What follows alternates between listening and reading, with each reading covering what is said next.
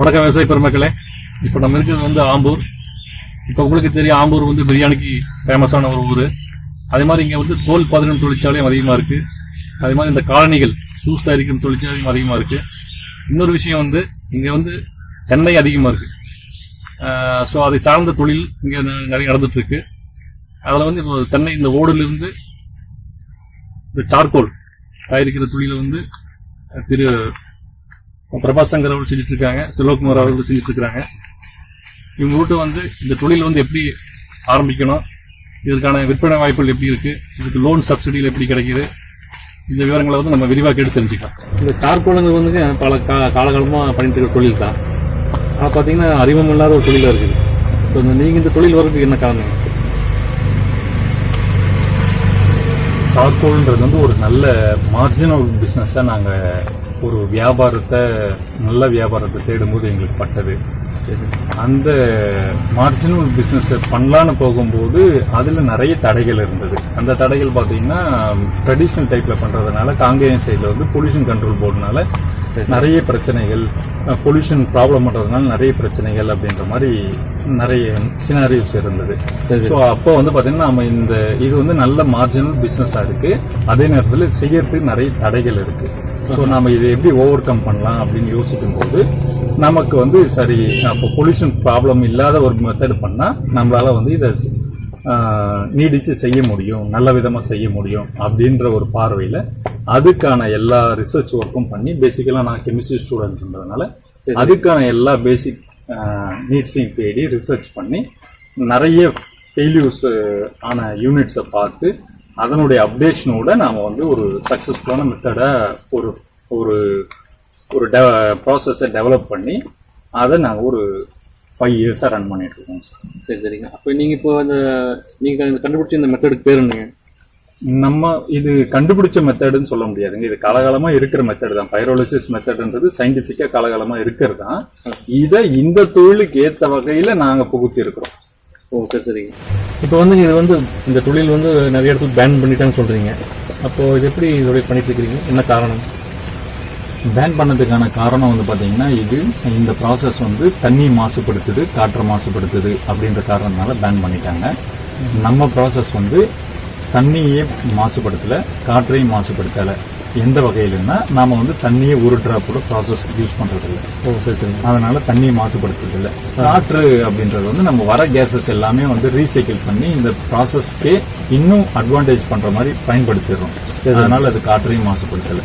இந்த 2 வகையும் எங்ககிட்ட ஃபுல்ஃபில் ஆகிறதுனால இந்த ப்ராசஸ் எங்களால் பண்ண முடியுது. அப்போ இந்த ப்ராசஸோட பேர் என்னங்க? இந்த ப்ராசஸ் வந்து பைரோலிசிஸ் மெத்தட்னு சொல்லுவாங்க.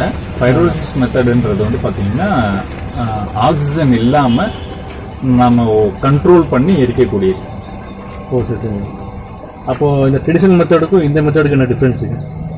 டிஃப்ரென்ஸ்னு வந்து பார்த்தீங்கன்னா உங்களுக்கு நிறைய வகையில் டிஃப்ரென்ஸ் இருக்குங்க. முதல்ல வந்து பார்த்தீங்கன்னா செய்யறதுல டிஃப்ரென்ஸ் இருக்கு. அது வந்து பார்த்தீங்கன்னா ரொம்ப டஃப்பான ப்ராசஸ், நமது வந்து ஈஸியான ப்ராசஸ். அதில் வந்து பார்த்தீங்கன்னா சுற்றுப்புற சூழலுக்கு மாசு இருக்குது, நம்மளுடைய ப்ராசஸில் சுற்றுப்புற சூழலுக்கு மாசு இல்லை. பொருள் வகையில் பார்த்தீங்கன்னா அந்த பொருள் வந்து தரம் குறைவானது, நம்மளுடைய பொருள் வந்து தரம் அதிகமானது. தரம் எந்த வகையில் அப்படின்னு பார்த்தீங்கன்னா அதனுடைய கார்பன் கண்டென்ட் வந்து குறைவு, நம்ம ப்ராசஸ்க்கான கார்பன் கண்டென்ட் வந்து அதிகமாக இருக்கும். மாய்ஸ்டர் வந்து அதில் அதிகமாக இருக்கும், ஏன்னா அவங்க தண்ணி யூஸ் பண்ணுறாங்க. நம்மளுடைய மாய்ஸ்டர் கண்டென்ட் ரொம்ப ரொம்ப குறைவாக இருக்கும். ஆஷ் கண்டென்ட் வந்து பார்த்தீங்கன்னா அதில் வந்து அதிகமாக இருக்கும், நம்ம இதில் வந்து ரொம்ப ரொம்ப குறைவாக இருக்கும். இந்த கார்பன் கண்டென்ட் அதிகமாக இருக்கிறதும் ஆஷ் கண்டென்ட் ரொம்ப குறைவாக இருக்கிறதும் மாய்ஸ்டர் குறைவாக இருக்கிறதுனால இதை வந்து நாம நிறைய இடத்துல விற்பனைகள் பண்ணலாம். விற்பனை வாய்ப்பு வந்து நம்மளுக்கு அதிகமாக இருக்கும்.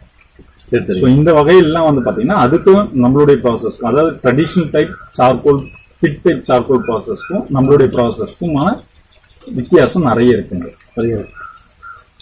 அப்போ இந்த பொருளுக்கு வந்து விற்பனை வாய்ப்புகள் எப்படி இருக்குங்க? விற்பனை வாய்ப்பு அப்படின்னு பார்த்தீங்கன்னா ரொம்ப பிரகாசமாகவே இருக்குங்க சார். நார்மலாக ட்ரெடிஷ்னல் டைப்பில் பண்ணுற சார்கோல் வந்து கரின்ற கேட்டரில் இருக்குது. நம்ம குவாலிட்டி இம்ப்ரூவ் பண்ணி பண்ணுறதுனால, நம்ம கார்பன் கண்டென்ட் அதிகமாக நிறுத்துறதுனால இதை நாங்கள் கார்பன்ற கேட்டகரியில் கொண்டு வந்து நிறுத்துகிறோம். ஸோ இதுக்கான விற்பனை தளங்கள் வந்து ரொம்ப விரிவாக இருக்குங்க சார். சரி சரிங்க. அதுக்கு ஏதாவது உதாரணம் சொல்ல முடியுங்களா? எப்படி இரும்பு உருக்குற தொழிற்சாலைகளில் இது வந்து கார்பனோட அடிட்டிவா நம்மளோட சார்கோல் பயன்படுது சார். இந்த மாதிரி நிறைய விற்பனை தளங்கள் இருக்கு. ஓகே, அதாவது இந்த இரும்பு உருக்குன்னா இந்த அதாவது முதல் தரம் பண்ணும்போது அங்கேயும் யூஸ் ஆகுதுங்க, இல்லை மறு உருக்கு இரும்புன்னு ஒரு வகையில் மட்டும் சுருங்கலிங்க சார். கார்பனோட தேவை எந்தெந்த பொருளில் இருக்கோ, எங்கெங்கெல்லாம் கார்பன் தேவைப்படுதோ அங்கெல்லாம் நம்மளோட குவாலிட்டியான இந்த சார்கோல் எடுத்து போய் நம்ம சேல் பண்ண முடியும். Okay okay okay. வேற ஒரு உதாரணம் கொடுக்க முடியுங்களா? இந்த கார்பன் எங்கே யூஸ் பண்ணுறாங்க? வேற தொழிற்சாலை, வேற ஏதாவது தொழிற்சாலை? வேற என்ன ஊதுபத்தி தயாரிக்கிறதுக்கு பயன்படுதுங்க. இது மாதிரி நிறைய அப்ளிகேஷன்ஸ் இருக்கு, நாங்களும் பண்ணிட்டு இருக்கோம். சரி சரி. அப்போ இந்த தொழில் தொடங்குறதுக்கு வந்துங்க லோன் கிடைக்குதுங்களா? எல்லா தொழில் செய்கிற மாதிரி இந்த தொழிலுக்கும் தாராளமாக லோன் கிடைக்குதுங்க. இதோட மிஷின் போடுறதுக்கு தனியாக லோனு, ஒர்க்கிங் பேப்பருக்கு தனியாக லோனு, எல்லா தொழில் மாதிரி இதுக்கும் முழுமையான லோன் கிடைக்குது.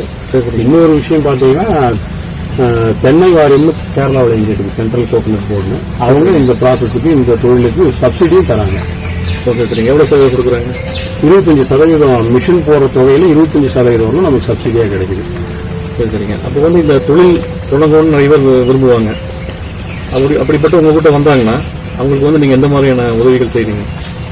இந்த தொழில் செய்யணும் நம்ம கிட்ட ஒருத்தர் வராருன்னா நமக்கு A to Z அவருக்கு நம்ம சப்போர்ட் பண்ணலாங்க. A to Z மீன்ஸ் இந்த தொழிலை பற்றின அறிமுகம், இந்த தொழிலை எப்படி செய்யலாம், அதோட ப்ராசஸ்லாம் என்ன, மிஷினை போட்டு கொடுக்குறதுலேருந்து ப்ராசஸ் கம்ப்ளீட் பண்ணி 2 பேட்ச் எடுத்து கொடுக்குறவங்களும் நம்மளோட சப்போர்ட் அவங்களுக்கு இருக்கும். அதோட மட்டும் இல்லாமல் ஒரு அக்ரிமெண்ட் பேஸில் அவங்க தயார் பண்ணுற மொத்த மெட்டீரியலையும் நாம் பைபேக்காகவே வாங்கிக்கலாம். விற்பனை பற்றி கூட அவங்க கவலைப்படாத லெவலுக்கு நம்மளோட சப்போர்ட் அவங்களுக்கு இருக்கும். உற்பத்தி பண்ணுற பொருள் நீங்கள் வாங்கிக்கிறீங்க? தாராளமாக வாங்கிக்கலாம். சரி சரிங்க. அப்போ அந்த உற்பத்தி பண்ணி கொடுக்குற பொருளோட விலை அது எப்படி வந்து நிர்ணயிக்கிறீங்க? விலையும் மார்க்கெட் ரேட்டு தாங்க. சார்கோலுக்குன்னு ஒரு மார்க்கெட் ரேட் இருக்கு. அதை விட நம்ம கூடுதலாக தொகை கொடுத்து இந்த பொருளை வாங்கிக்கலாம். நம்ம ப்ராசஸ்ல பண்ற சார்கோல் வந்து குவாலிட்டி அதிகமாக இருக்குன்ற பட்சத்தில் அதிகமாக தான் இருக்கும். அதனால நாம மார்க்கெட்ல என்ன விலைக்கு போய்கிட்டு இருக்கோம் அதை விட கூடுதலான தொகை கொடுத்து நம்ம இதை வாங்கிக்கலாம். சரி சரிங்க. அப்போ வந்து நீங்கள் தொழில்நுட்ப விவசாயத்தை இறக்குறீங்க, அந்த உற்பத்தி பண்ண கொடுக்கக்கூடிய பொருளையும் நீங்கள் வாங்கிக்கிறீங்க? தாராளமாக வாங்கிக்கலாங்க. இந்த தொழில்நுட்ப உதவி நீங்க சொல்ல வரீங்க. இந்த தொழில் நாங்கள் இன்னும் பெருசா விளம்பரப்படுத்தணும்னு விரும்புறோம். பேன் பண்ணிட்டதுனால இப்ப இந்த தொழில் கொஞ்சம் சுருங்கி தான் இருக்கு. மறைவா பண்ணிட்டு இருக்காங்க, மறைச்சு தான் இந்த தொழிலை பண்ணிட்டு இருக்காங்க. இதை இன்னும் நல்லா விளம்பரப்படுத்தி வெளிப்படையா இந்த தொழிலை செய்யணும், நிறைய பேர் செய்யணும் தான் நாங்க விரும்புறோம். எத்தனை பேர் வந்தாலும் நாங்க அதுக்கு சப்போர்ட் பண்ண தயாரா இருக்கோம். சரி சரிங்க. அப்போ இவ்வளவு நேரம் எங்க நேரத்துக்காக உங்க நேரத்தை ஒதுக்கி விரிவான தகவல் சொல்லியிருக்கீங்க.